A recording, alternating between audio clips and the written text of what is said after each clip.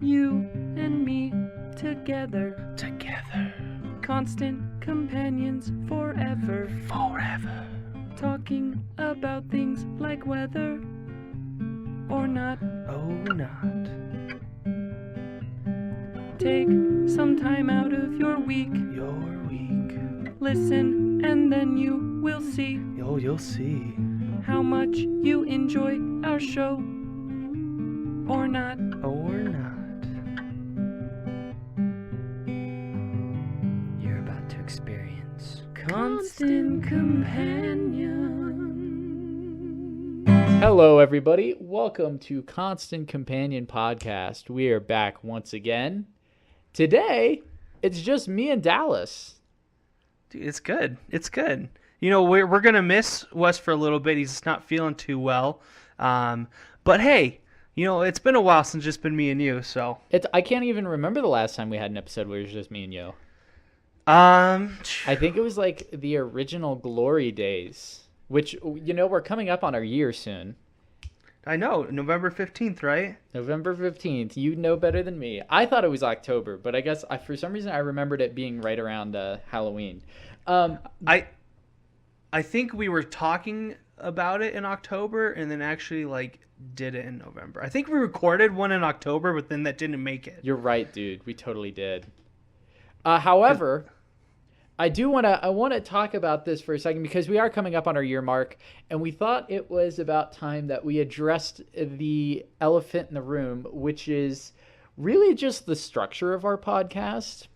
It's very casual. It's always been casual. It will probably continue to be casual, but we still needed some sort of structure and backbone to make our podcast a little more directed.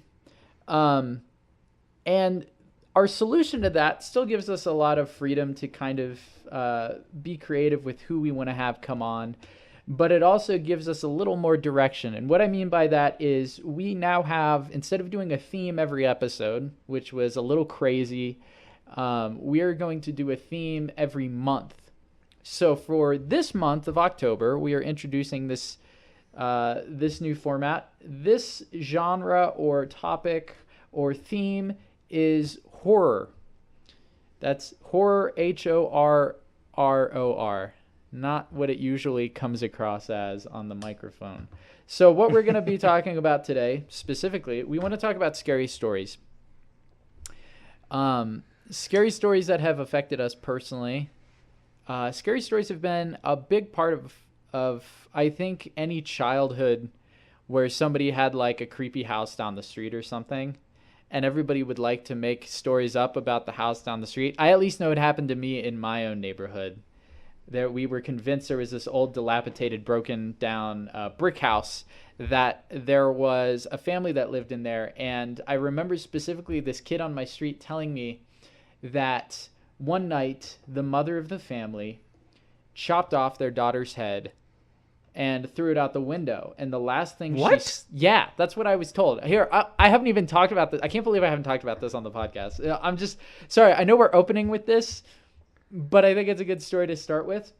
So basically, bring it on. Okay, let me back it up. This was in like 2001, 2002 maybe. Really young. And there was, like I said, this brick house, and you never saw the owners there. There was a guy who was a caretaker of the house, but you never saw anybody actually using the house.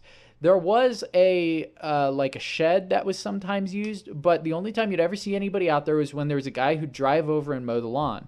So there was nobody who actually lived there, which made it perfect, and it looked like an old haunted house, and it was, you know, covered up by all these trees and stuff, so it was just kind of creepy and leery. And so we decided to ask kids about it because everybody on the street, not just us, automatically assumed it was haunted because there was nobody living there. And so this one girl, her name was Bailey. I won't say a last name, but she had told us that there was a family there and there was a little girl who lived there. And one night her mom came into the room, or it could have been her father, one or the other, and said, instead of saying good night when she was putting her to bed, she said goodbye. No. Yes. And the girl was confused, obviously, but she dozed off. And next thing you know, they came in, chopped off the girl's head, and threw it out the window. The What? window that we could see from our swing set in our backyard. Absolutely. The truth. You saw the head? No, we heard the story, but the girl Okay. told us it came out of the window that we were facing when she was telling us the story, and she pointed to it. And I was mortified. And so here's what we did. We've realized it's kind of like, if you think of like any old Spielberg, like Goonies, or you think like Stranger Things, where the kids kind of put together their own investigation team. It was like that. And so the only thing we had was a Game Boy camera. Do you remember those? It was... Oh, yeah. Yeah, it was like a little Game Boy cartridge, but it had camera installed on it. And the cool thing about it is you could take pictures with it, and then you could digitally edit it on your Game Boy Color.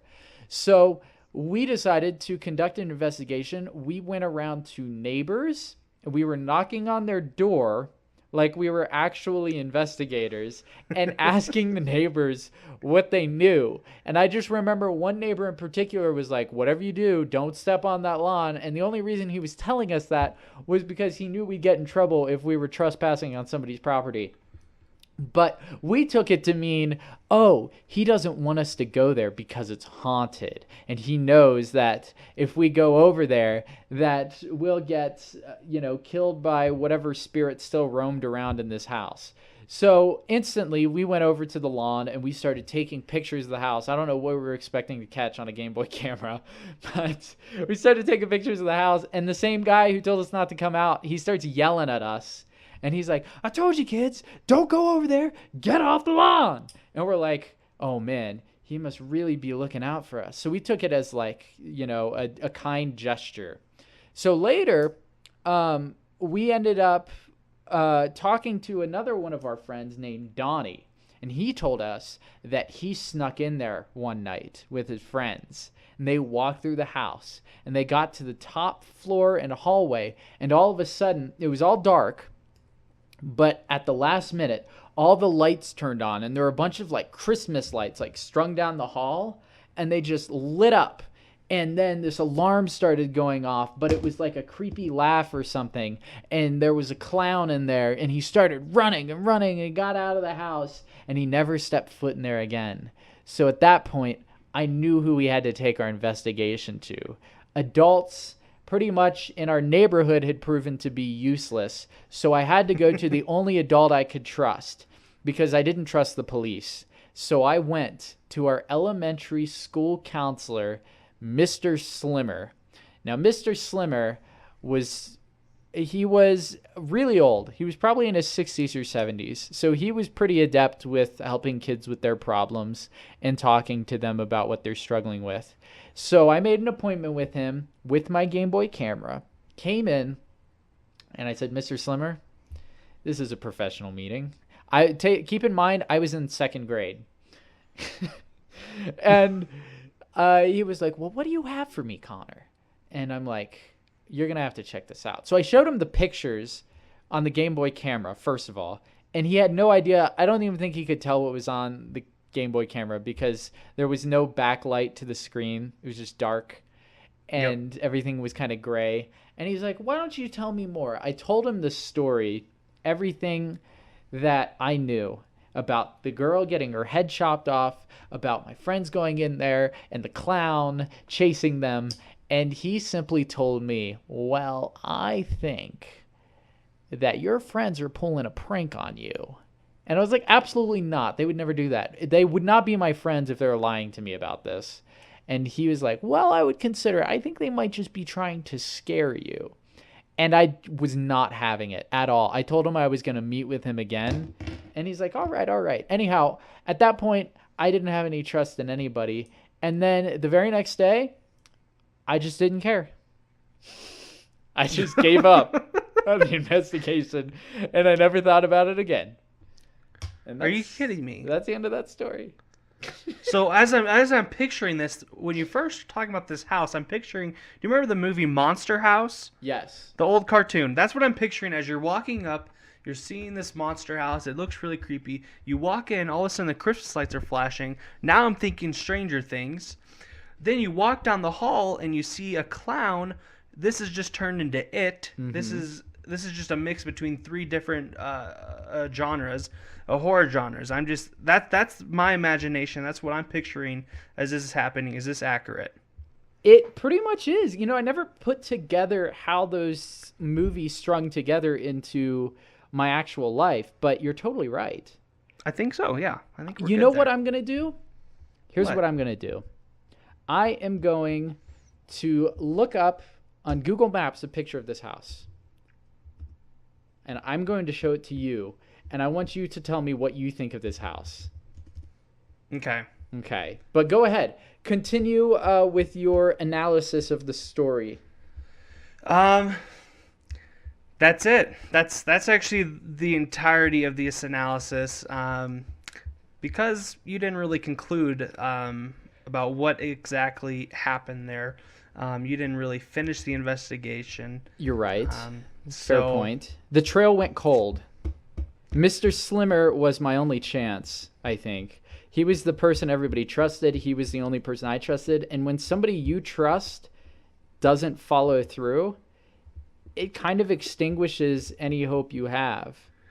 That's when you have to turn matters into your own hands and you have to go into the house yourself. That, you know what? Typically in any film, that would be Act 2, correct? Mm-hmm. Yep. However, oh, I just found it, dude. All right, I'm going to show it to you. I'm not going to show this to the public because I don't want anybody to know. Maybe I'll take a picture. But here, I'll show you the house, dude. You tell me this doesn't look like a haunted house. I assume I can send something to you through like Street View on Google. Sure. All right, I'm going to try it.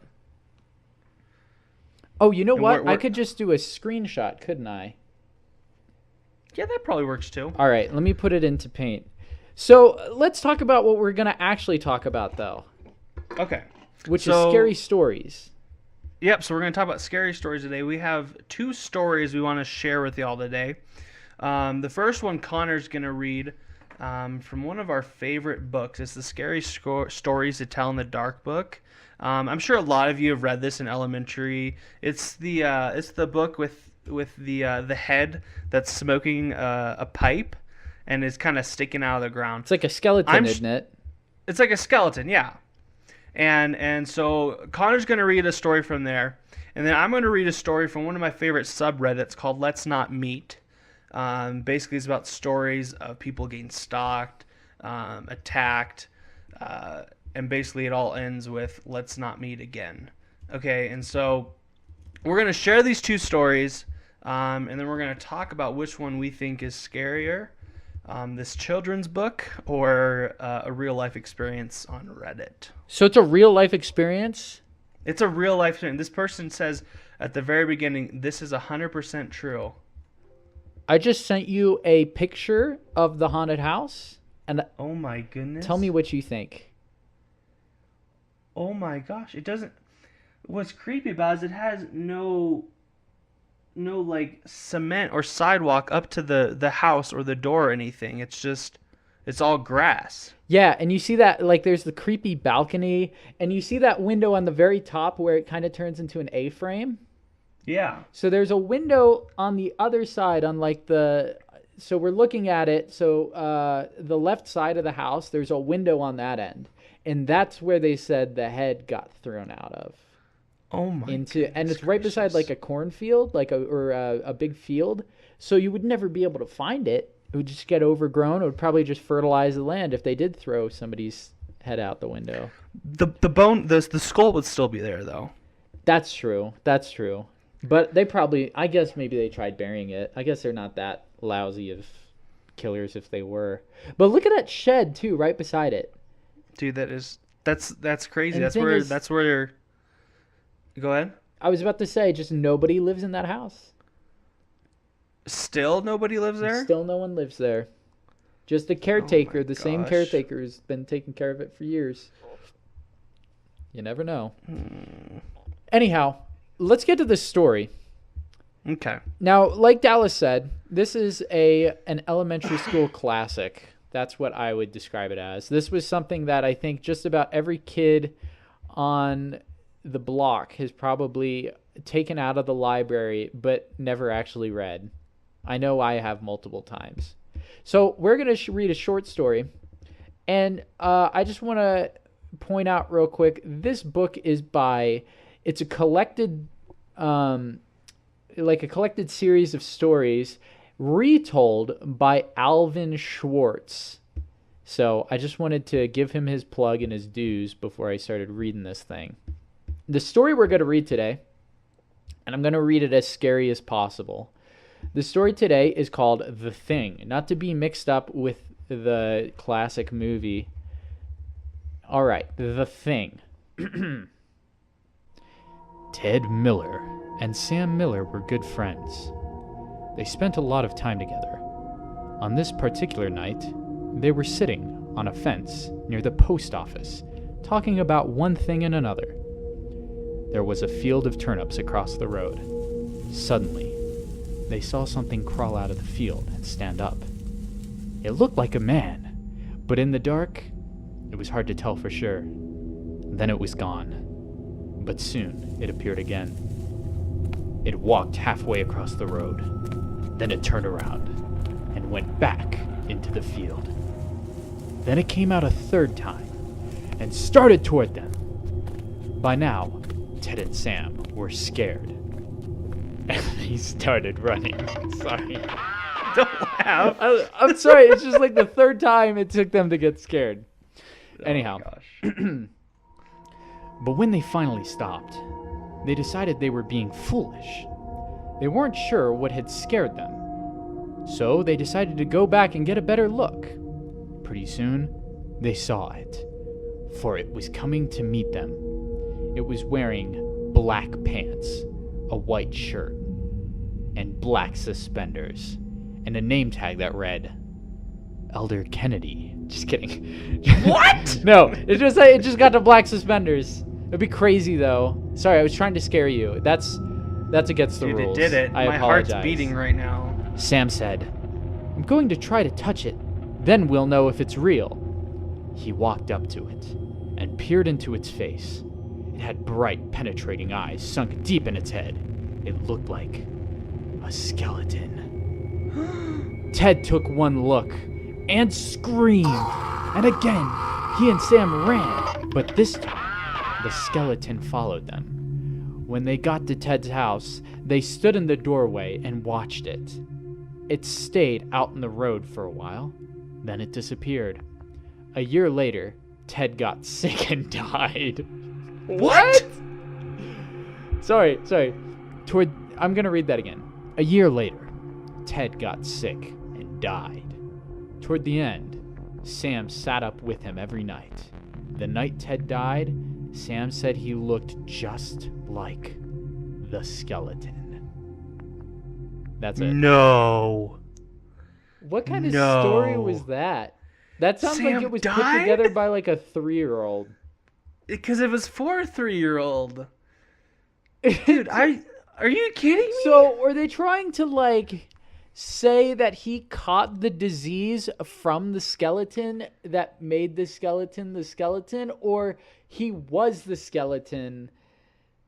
I have no idea. The art's genuinely creepy, but I don't know about the story. I think this story is alluding to the Black Plague. You know what I'm saying? Like the skeleton was the Black Plague and it was given to Sam and Sam died. That's all we're really getting from this, right? Who was going to touch it? Was it Ted? No, Sam said he was going to try to touch it. Mm-hmm. But Ted got sick. Huh. Weird. Wait, did Sam die or Ted die? Ted died. Ted died, okay. But Ted didn't even have a line the whole story. It was only Sam who talked.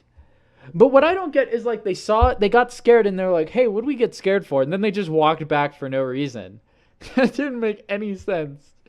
Yeah, no, this is just like most children's stories. It doesn't really make sense. Okay, well, who knows? The thing that's scary about it is we don't know how true it is. However, yours That's will it. probably be more scary because we'll actually know we'll actually know it's based in reality. as far as you know. As far as I know, you're right. You're right. So I think the beauty of that last story was just the unknowing, the not knowing of what really happened, why the heck Ted turned into a skeleton, and what happened to Sam. There's a famous line from Falcone, the gangster in Batman Begins, where he goes, "You always fear what you don't understand." And I think that's what this story is alluding to, is that lack of understanding. We don't really know the connection, and that's what makes it scary. Because once it becomes like something you understand, I guess, or it becomes something that's tangible, like you know its weakness, or you know you can defeat the bad guy, then all of a sudden it's not that scary. But when you don't understand it, then you're right. You fear the unknown. I also heard in that movie, when something is real, then the fear becomes still. You know what I'm saying? Like, when you know it's real, the fear is stilled. Wait, they say that in Batman? No, that was just my own quote. Copyright trademark. Okay. All right, should I go into my story now? Yeah, let's go into your story. What's it called? Okay. Does it have a title? It does. Okay, let me cue scary music. Let's get in the mood.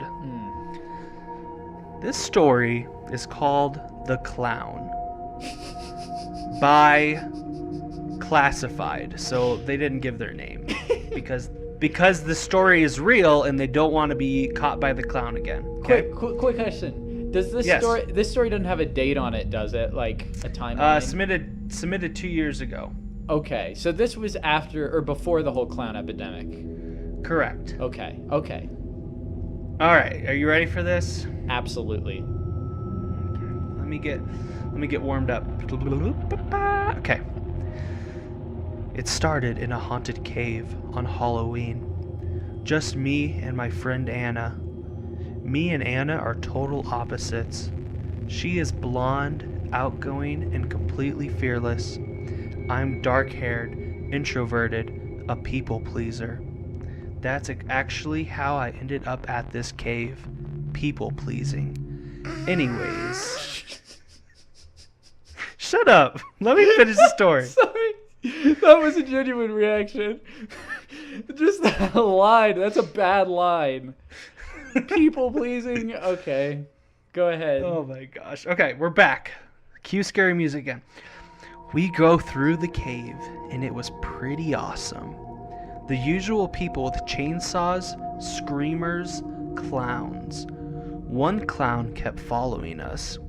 He wasn't like the other clowns who wore face paint with fake blood spattered on them. He didn't have a big red nose and clown clothes.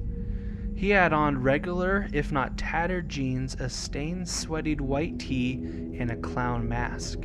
The mask was pretty detailed. It had the eyes cut out and a wicked, jagged, toothed mouth with blood speared around it. It was seriously creepy. He follows us all the way through the house as we giggle and run until the fog room at the end. Once we make it outside, we go to get Coco and watch the local bands play.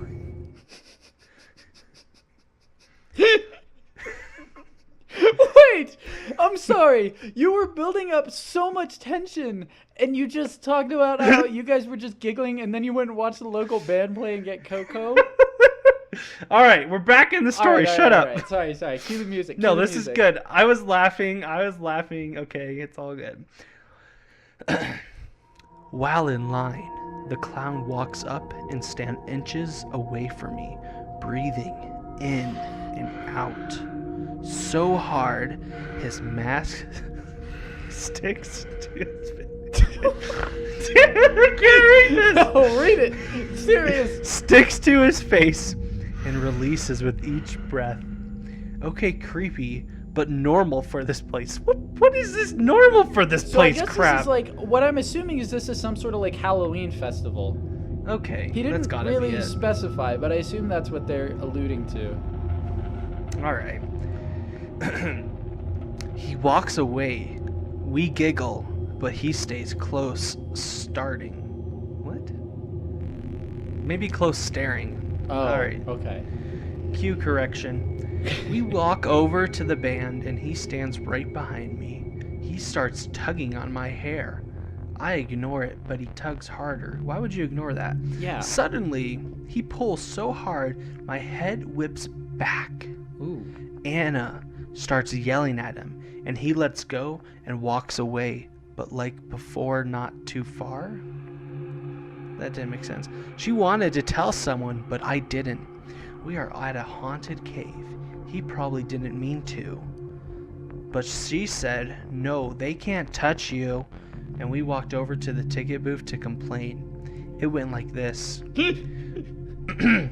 Ma'am, your clown over there pulled my friend's hair so hard it almost ripped it out. Ticket lady.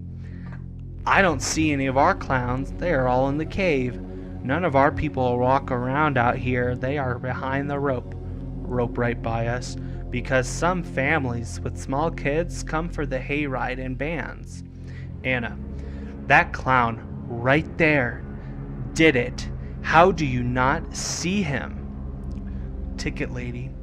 Calm down, miss. That is not one of our clowns. Are you sure he isn't a friend of yours? Me.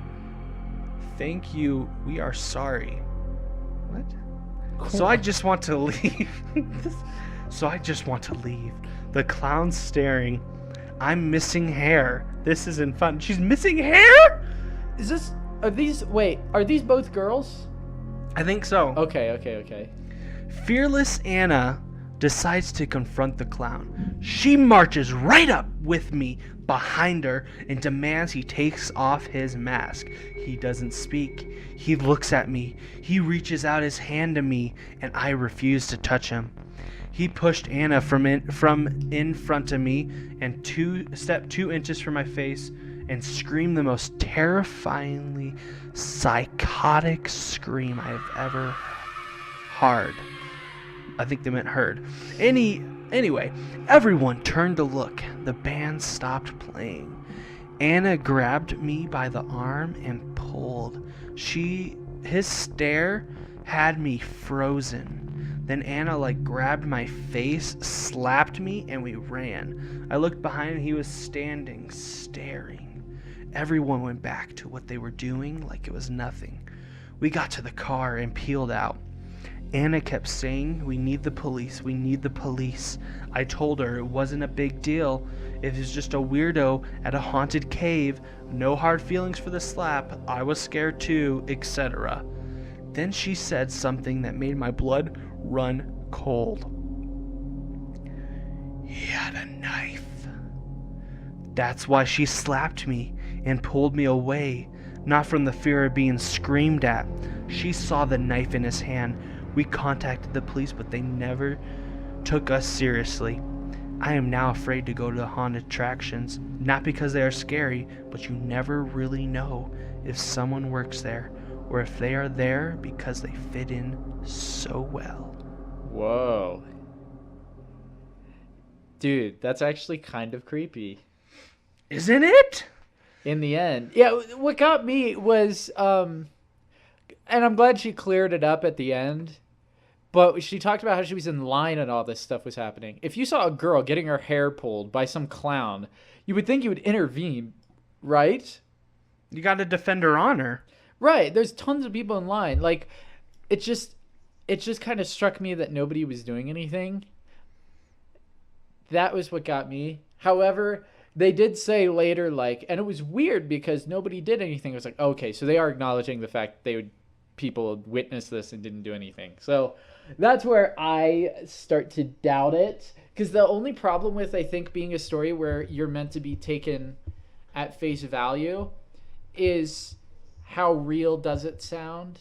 And I feel like this could be, I mean, it was creepy, but I think you could make it just a little bit creepier if maybe he did this, where nobody else was. Because I think the average Joe would have totally been like, hey, clown, stop clowning around.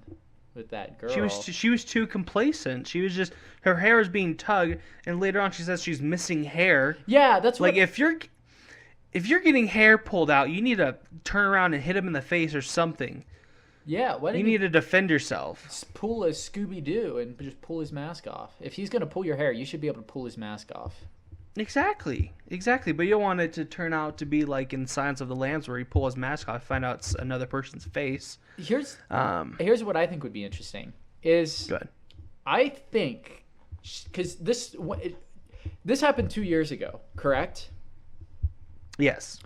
And we haven't heard from her since No. this story was written. So I think we need to track down. What was her friend's name? The blonde who was really brave or whatever. It was Anna. Anna. Okay, we need to find Anna, and we need to ask her one question. 2 questions. Did your friend get sick? And did she end up, before she died, looking like the clown? No. I think these stories are connected. I think she probably you're right. is the clown. Because think, it was like, our stories were so similar. Because it was like 3 times where they had to like second guess what was going on. We had the skeleton and we had the clown. What if they're the same person? What if the skeleton didn't want people to know he was a skeleton, so he put on a clown costume? Oh my gosh.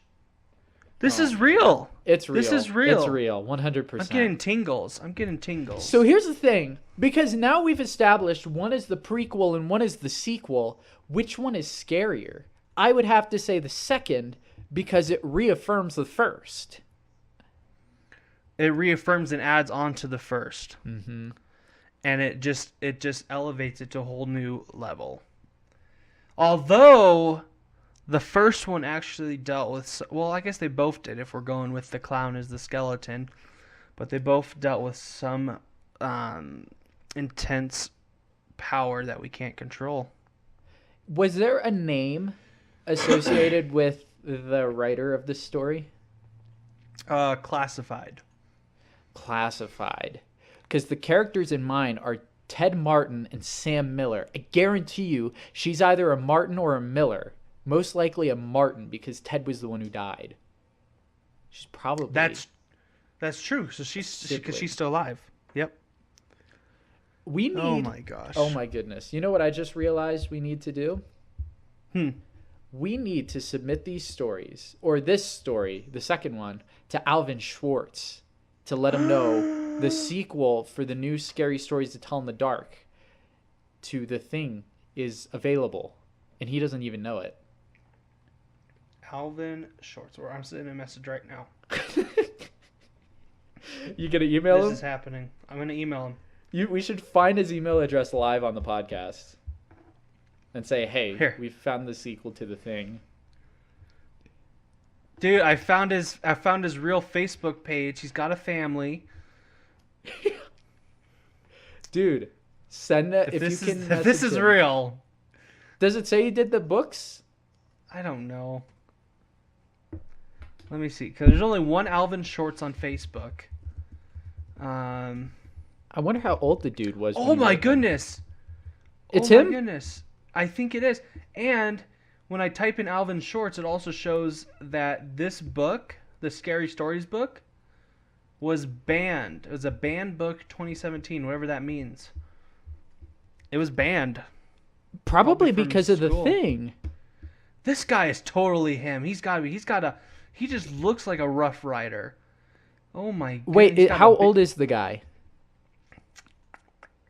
Let's see if it gives an age. It does not give an age. Doesn't give a place where it. Dude, but he's got a big beard. He's got oh my goodness. He's got 3 kids, a wife. Oh my gosh. This is real. This is him. He just looks like someone who would write and read scary stories. Is he like an old man or is he younger? He's like 45. Okay, because I found one guy who Maybe looks 40. about. I don't know. I might be looking at another guy. I'm looking at like pictures of the super old guy from like 1916. It's got to be him, dude. You think so? Just message him, tell him we found the sequel to The Thing. A follow-up. Shorts. This is great. Well, while you're working on that, I want to talk about what we're most afraid of personally. Clowns, I think, are up there for me. Like, there's so many common fears. I think the thing I'm most scared of that is like a living creature. Spiders are scary. I hate spiders.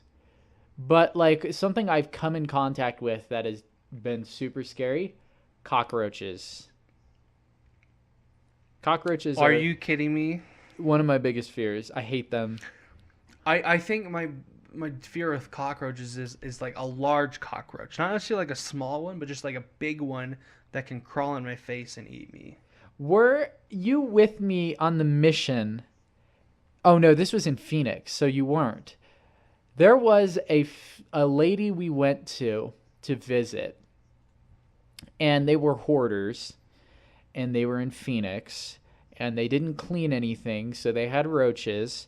But the thing that was most terrifying is we would go there to teach them, which we probably shouldn't have been. I don't even think they were non-members. I think they were like less active, like just like super lazy people, old and lazy. And we went there, and I just remember sitting on the couch and watching her. And she was an old lady, and she had like issues with her legs. She was really big, so her legs like were you know how like old fat people are, where their legs just kind of inflate. I not to joke about it, but it's something you see. And I don't think she could feel anything in her legs, honestly, because there were baby roaches all over the couch she was on. Like you could see them popping out of like the cracks in the couch. No. And then there were like little baby roaches crawling across her ankles and feet. And she didn't even know that it was happening. And it was so gross. And all I could think about was, holy crap, I cannot imagine how infested the couch I'm sitting on right now is. And I wasn't looking, but I was like trying to like make it as fast as possible because I was ready to get out of there. So I started like shifting myself. Eventually I kind of like got up out of my seat to stretch and just kind of stood there for a while. But yeah, there were roaches everywhere. And roaches, like the first time I actually had real contact with roaches was on my mission. And so after that, I was just terrified of them. Hate cockroaches.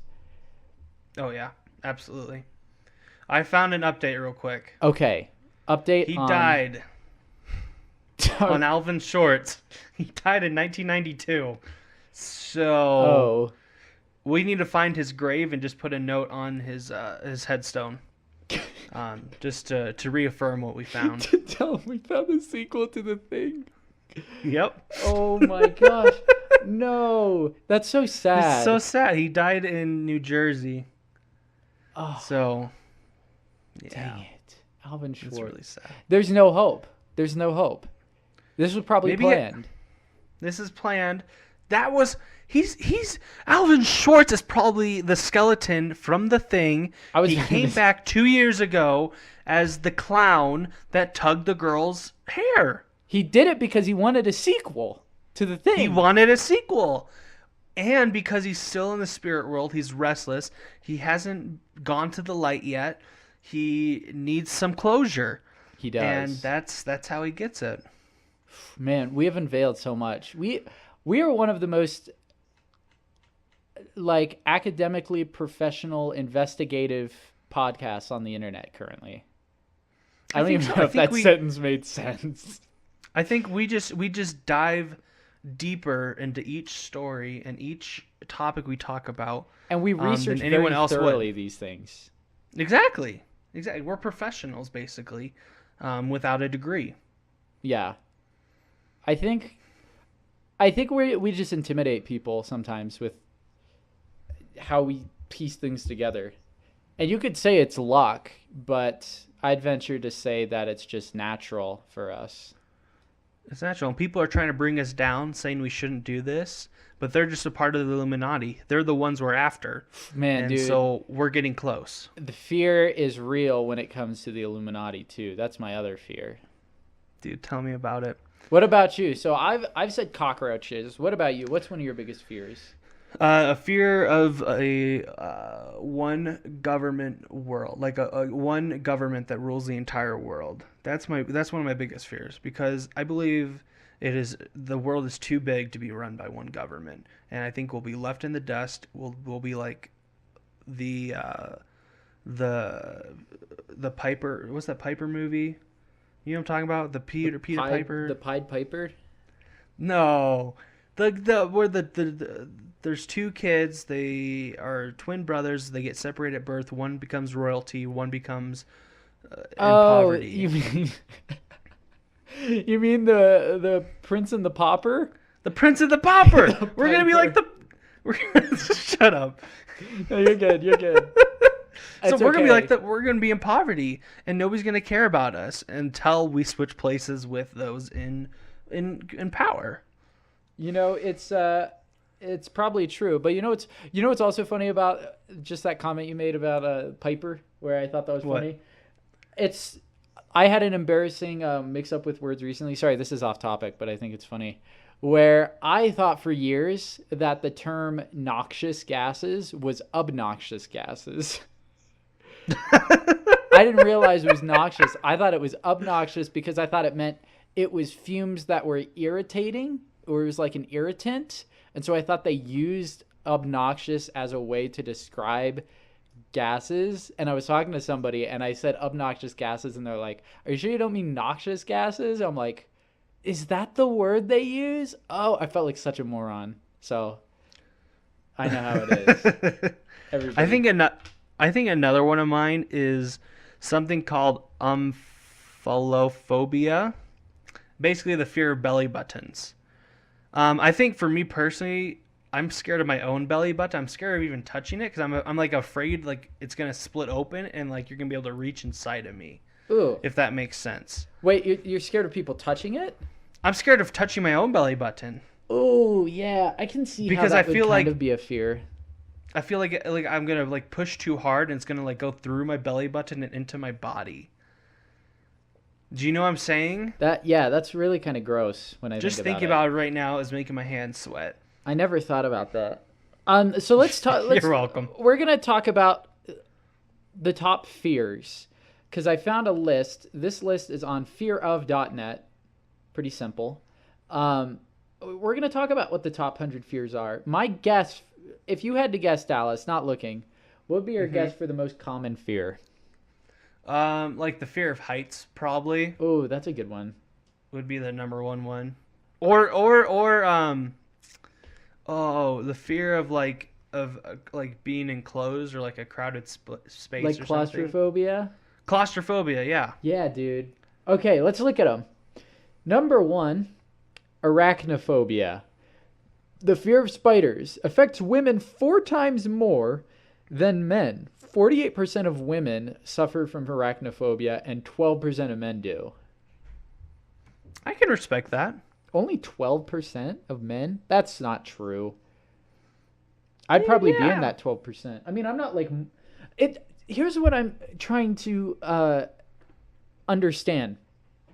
When you have a fear of something, are they talking about rational fears or are they talking about irrational fears like you couldn't even be in the same room as this thing?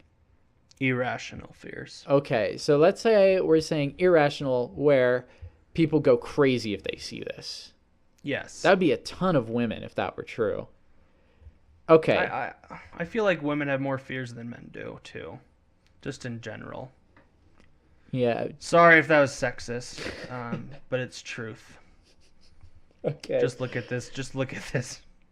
The next one, I have never heard of this one. The name of this, ophidiophobia, the fear of snakes. Okay. Phobics avoid certain cities because they have more snakes. That's kind of true. I've done that. I mean, when I went, not that I've done it, but like, I don't think I would move to like a place where there's a lot of snakes, for sure. Yeah. Like that would be something that would go off in my head. Acrophobia, the fear of heights. Hey, there you go. That's the 3rd most common fear. 5% of general population suffer from this phobia. Wow, that's a lot. I think in relation to this, there's that one movie that came out called The Walk. Have you heard of that? Yeah. With Joseph Gordon-Levitt. Yeah. I heard of people like walking out of that movie just because of how realistic it was, and they were just completely freaked out from it. So I think that's a definitely realistic fear. I have a question. When it comes to fear of heights, is it simply the fear of being up high, or is it the fear of thinking like, oh, I could fall off of this? I could fall off.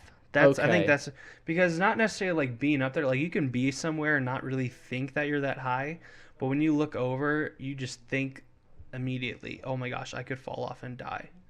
Because the only time I ever fear heights is like if I'm on the very edge of something. That's the only time I'm Yeah. afraid of it. I think that's the same for me too. As long as you don't know that you're up high, or like can have like a vantage point that you can see that you're up high, then I think you're fine. So, like, for instance, if you were in a skyscraper, right? And you could look out the window and you could see your 1,500 stories up in the sky, would that be scary to you? If you just, well, maybe not that high, but let's say like a reasonable height where like you're high enough, like you're at the top of the Empire State Building, you look out the window. I would be freaked out. My hands would Okay. be sweating. So I wouldn't be afraid if I was looking out the window. It would be if I was like, if I had a really thin edge I was standing on. That's when I'd be Okay. scared. That's where we differ. If I can just see that I'm like really high up, then I freak out. Okay. Gotcha. Yeah. What do you think is like your max height that you can go to? Max comfortable height that I know I'm like I can see that I'm up that high. Uh-huh. 30 feet. Really? Oh yeah. Like skyscrapers you can't do? I can do them as long as I'm not like looking out the window. Wow. That's interesting. Then I get freaked out, yeah. But I think like if I'm like on a cliff or something, I still get freaked out. Like even if it's like a cliff over a pond that you jump into, oh, that's horrible. Horrible. Yeah, I feel ya. Okay, let's go to number 4. This one's interesting. Agoraphobia, the fear of open or crowded spaces. People with this fear often won't leave home. I get annoyed by crowded spaces. I don't know if I'm necessarily scared of them. I just get annoyed by them. Yeah, I don't think I have that either. I think Num- I'm fine with open and crowded spaces. Number 5 is cynophobia, the fear of dogs. This includes everything from small poodles to Great Danes. Not something I suffer from. No, that's interesting. Especially serving like the reservation where there's just random dogs just running around. Yeah, dude. I think, oh, I loved it. I loved it so much. You loved random dogs running around? But I think my niece has this phobia because whenever my brother's dog comes, she starts crying, bawling, and does anything she can to get into the house. Dang. I love dogs. I mean, I love can dogs, understand like big scary dogs that try to eat you, like not liking them or having a bad experience with like I got attacked by a German Shepherd once when I was a kid and that wasn't fun. But I don't think I have a fear of dogs because of that. No. Number 6, astrophobia, the fear of thunder, lightning, aka brontophobia. There's so many names for it. Why do they need so many names for the same thing? Why not? There's like 3 other names. Tonitrophobia, Seraunophobia. Yeah, I guess why not? That's a good point. I can understand like lightning and thunder. Like thunder's loud, so I could see that like being kind of a jump scare. And lightning, like I can understand being afraid of lightning. Just that's an irrational fear still, but like being struck by lightning, I can understand being scared of that. Number 7, we're gonna go down to number 10. Number 7, claustrophobia. There we go. Fear of small spaces like elevators, small rooms, and other enclosed spaces. I don't know if I understand that fear necessarily. Have you ever suffered from claustrophobia? Yes. Once when my brother and me were at our grandparents' house, he wrapped me up in a blanket. And basically covered my head, so I couldn't see where I was at. I could just see that I'm just stuck in this entire blanket, and I literally stopped breathing. I was so freaked out. Ooh, that is It scary. was horrible, and I couldn't move my arms because the blanket was so tight around me. Mhm. Oh, just no control. You're just at the mercy of your abuser. That's true. Number 8. Wait, just real quick. I wasn't abused by my brother. I Okay. shouldn't have said that. I assumed it was just like sibling roughhousing that went a little too far without Yeah, knowing. I got him back later on though, so it's Good. fine. Number 8. Mysophobia, the fear of germs. It is also rightly termed as germophobia or bacteriophobia. Germs, I'm not scared of germs. I mean, I'm reasonably scared of germs. Don't get me wrong. Like, I'm not going to lick a toilet seat, but like I don't know, like I'm not constantly thinking about it either. Like, I wash my hands quite often, but it's not something I've ever really feared unless I was in a situation where like I wasn't able to have proper cleaning supplies maybe, but I've never been in that situation. So okay, what about 9? Aerophobia, the fear of flying. 25 million share a fear of flying. I hate flying. I used to not mind it ever since my last flight, or sorry, the flight before this last one. I've hated flying because a plane, I swear on my life, almost crashed. I don't know. Dude, I think I told that story already. So Every time I land on a plane, I feel like we're gonna crash because it's just the plane shakes. It's like breaking. You hear squealing. It's like we're about to die. yeah, That's and like you're flying so fast, you're barreling down the runway, and I'm always like, we're just gonna crash into the airport. That's how I feel every single time. It sucks because you can't see in front of you either, so you don't know if you're gonna hit anything. You're just at the complete mercy of the pilot. Right. Ugh. And like just turbulence and stuff like that. Like I heard about that story about that Delta airline that flew through Hurricane Irma, I think it was. Whew. Oh, really? I pity those passengers. It was an accident. They went into the storm and they made it out luckily, but it would have been an incredibly unpleasant ride. Yeah. I don't know how Holy they made it out of that. That would have been insane. I don't think you can. Are you sure they made it out? That's what I heard. They found good. like they had to be directed by like air control, and they found this tiny little sliver that they were able to make it through that let them out. It's crazy. Okay, my gosh. number 10, the last fear we're going to talk about. Trypophobia, the fear of holes, is an unusual but pretty common phobia. Now, are they talking about like deep holes in the ground? Or are they talking about holes in general, like your ear? I And think you- like look at that picture to the right. Like you just see there's just a whole bunch of holes put together. Uh-huh. I think it's kind of like that's what they're talking about because recently there's the show American Horror Stories. Like this whole season is about this disorder. Like one of the characters has this disorder, and so I don't know. It freaks me out. It kind of just tenses me up when I look at it. I think for me it's almost like picturing in my own body having holes, What? and I don't know. I just picture this on my body. Oh, And you it's mean like- the picture? Yeah, like these holes on my skin. And Oh, it just that's freaks weird. me out. I thought it was Yeah. like the fear of like falling into a hole or like black holes or something. No, maybe that too. Maybe it's just all encompassing. Every hole they're afraid of. Okay, that's odd. That's really odd. I've never thought about that. But 25 million Americans. You guys are all weirdos. Just kidding. Thanks. Just kidding. Appreciate it. It's really interesting. I've never heard that fear before. It does, like, looking at it now doesn't really like surprise me, but just because there's so many weird phobias, it's just interesting. I'm just gonna look through this list real quick to see if there's any really interesting ones. Okay. Fear of water. Okay, I can understand being near. Okay. Fear of blood. I kind of have that. I never look at blood when it's getting taken from me. Fear of commitment. That's one that I deal with. Oh, I can't be committed to anything. The fear of driving. Sometimes I get that.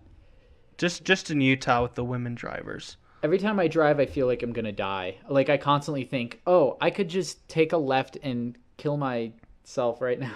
Like, not that I want to. It's just something I think in my mind, like, oh, that's plausible. That could happen. And it freaks me out. Here's a good one. The fear of midgets. Ooh. That's interesting. Those poor people. Acrodroplasiophobia. The fear of ducks.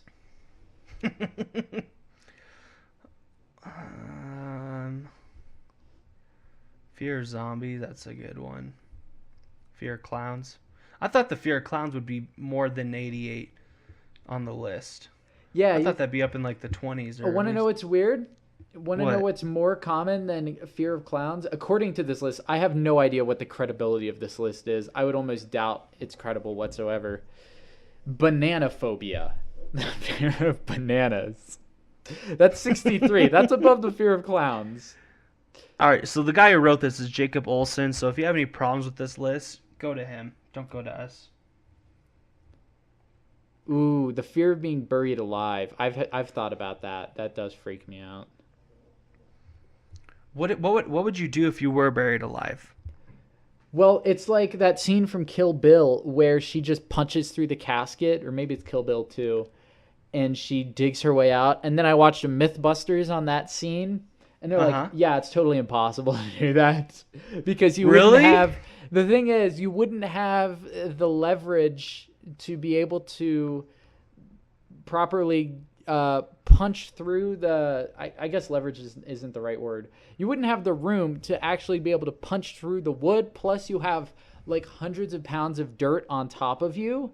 So even if you cracked through, somehow miraculously you cracked through the casket, there'd be nowhere, like you would have to push hundreds of pounds of dirt to get through the casket. I don't know. Yeah, it couldn't happen. Plus, you would probably suffocate before any of that. When we were burying my dog, like this is kind of dark, but I just remember we had to bury my dog like this time last year, probably closer to more like winter. But anyhow, we were putting him in his casket in his little, we wrapped him up in like a blanket and stuff. We were burying him and we had to throw all the dirt on him. And I'm just like, oh, all I could think of that was that Kill Bill scene. I'm like, if he's still alive, man, poor guy's never going to be able to get back up. And then I just remember my dad at the very end, because it was a little uneven, like with the piece of grass we took out. So my dad had to get on top of the grave and kind of stomp it, press it down. And I was just like, no, my dog. That's so sad. But anyhow. I miss your dog. We've got 2 dogs now, so it's pretty crazy. Okay, so we're going to finish this episode off. We hope that you were sufficiently frightened, scared, chilled to the bone. And we're going to finish this off with something new. We haven't done this before. This is called the Weekly Challenge. Because we said we have a new format where each episode will kind of lead into the next. Next week, we will still be sticking with the theme of horror. We have not decided specifically upon what the entire theme of the specific episode will be. This time was horror stories. We'll figure it out as the week comes along, but we have this thing called a weekly challenge. And this week's weekly challenge is to write and perform a scary song on next week's episode. It must include some reference to some form of monsters within the song. So, Dallas, you can take that as you will. You can either include music, it could be a cappella, it could be whatever you want it to be.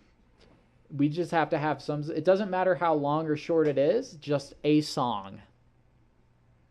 Okay, I'll do it. I'll do it for you. I will too.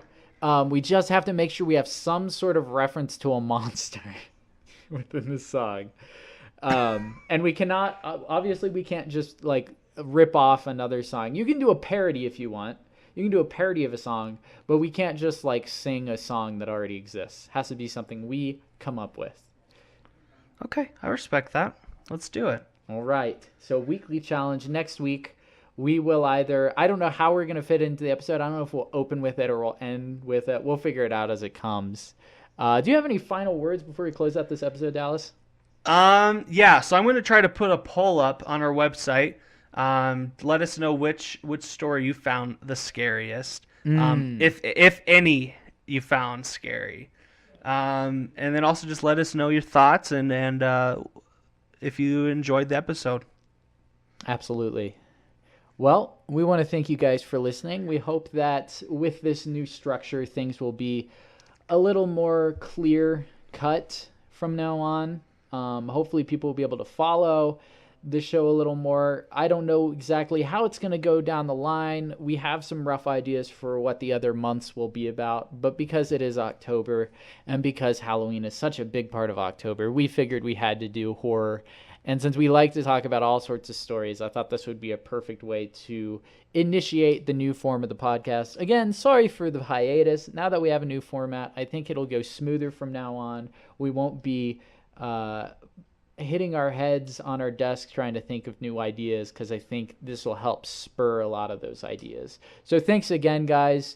If you have any questions, if you would like to come on the show, you can always email us at constantcompodcast@gmail.com. Also, you can find us on iTunes if you're not listening to us there already. You can find us on Stitcher.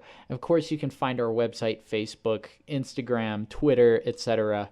if you want to talk to us or follow us. So thank you guys again for listening, and we will be signing out for tonight. Thanks, guys. Have a good night. You and me together, constant companions forever, talking about things like whether or not. Take some time out of your week, listen, and then you will see You'll see. how much you enjoy our show, or not.